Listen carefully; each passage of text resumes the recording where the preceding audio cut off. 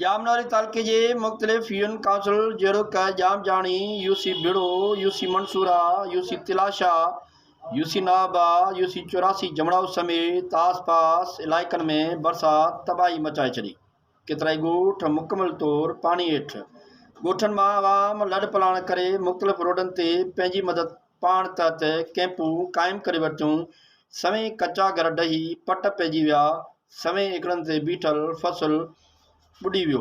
गुजरात ॿीहर बरसात पवण सर पूरी सिंध जियां तालुके जामनोरी जे नंढनि तोड़े वॾनि शहरनि तोड़े ॻोठनि में ॿोॾि मुतासिरनि जी ॾुखाइनि में ॿीहर वाध करे छॾी।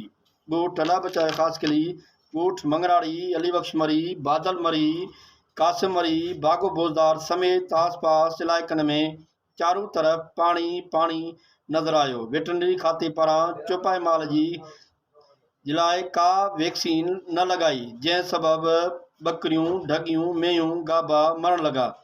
सिहत खाते पारां ॿोॾि मुतासिरनि जी कैंपुनि में पिणु का बि सिहत जी का कैंप न लॻाई, जंहिं सबबि सवें ॿार गैस्ट्रो उल्टियुनि दस्तनि में मुब्तला थी विया।